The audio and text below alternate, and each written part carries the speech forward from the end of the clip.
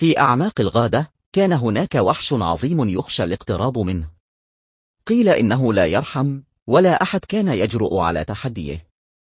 لكن كل شيء تغير عندما قرر الأرنب الضعيف أن يخوض هذه المغامرة. الأرنب الصغير كان يختلف عن باقي سكان الغابة. كان ذكيا وليس قويا، وكان يعلم أن قوة العقل تفوق قوة الجسد، لذلك قرر أن يواجه الوحش.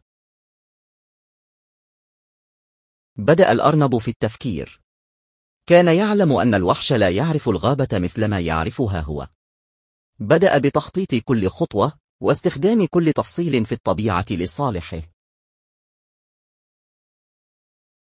وعندما وصل الأرنب أخيرا إلى الوحش، كانت المعركة هي الأصعب. لكن بدلا من استخدام القوة، استخدم الأرنب سرعته وذكاءه.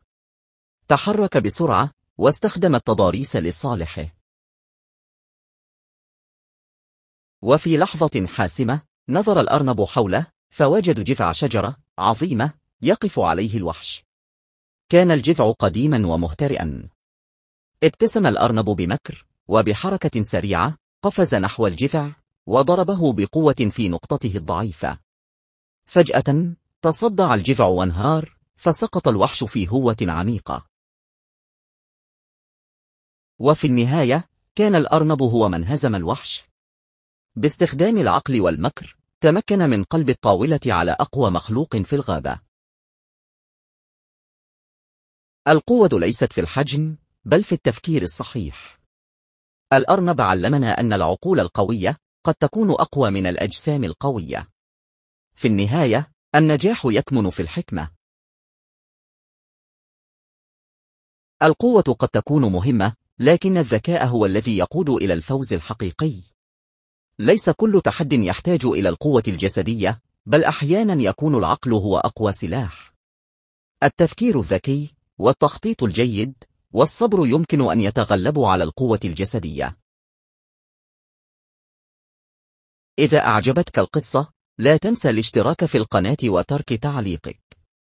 شارك الفيديو مع أصدقائك ليعرفوا كيف يمكن للعقل أن يهزم القوة. إلى اللقاء في مغامرة جديدة.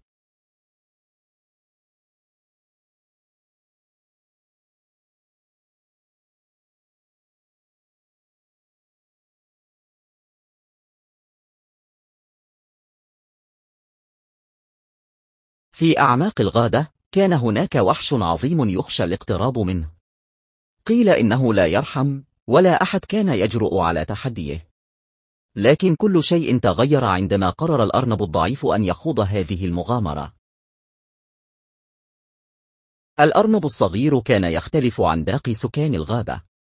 كان ذكيا وليس قويا، وكان يعلم أن قوة العقل تفوق قوة الجسد، لذلك قرر أن يواجه الوحش.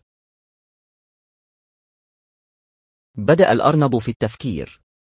كان يعلم أن الوحش لا يعرف الغابة مثلما يعرفها هو. بدأ بتخطيط كل خطوة واستخدام كل تفصيل في الطبيعة لصالحه. وعندما وصل الأرنب أخيرا إلى الوحش، كانت المعركة هي الأصعب. لكن بدلا من استخدام القوة، استخدم الأرنب سرعته وذكاءه.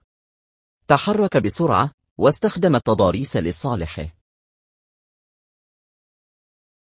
وفي لحظة حاسمة نظر الأرنب حوله، فوجد جذع شجرة عظيمة يقف عليه الوحش.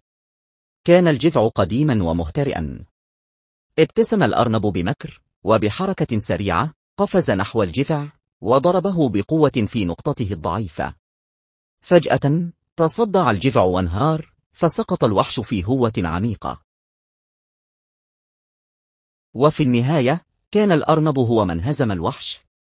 باستخدام العقل والمكر تمكن من قلب الطاولة على أقوى مخلوق في الغابة. القوة ليست في الحجم، بل في التفكير الصحيح. الأرنب علمنا أن العقول القوية قد تكون أقوى من الأجسام القوية. في النهاية، النجاح يكمن في الحكمة.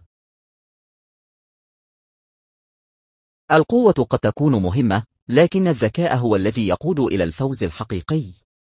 ليس كل تحد يحتاج إلى القوة الجسدية، بل أحيانا يكون العقل هو أقوى سلاح. التفكير الذكي، والتخطيط الجيد، والصبر يمكن أن يتغلبوا على القوة الجسدية. إذا أعجبتك القصة، لا تنسى الاشتراك في القناة وترك تعليقك. شارك الفيديو مع أصدقائك ليعرفوا كيف يمكن للعقل أن يهزم القوة. إلى اللقاء في مغامرة جديدة.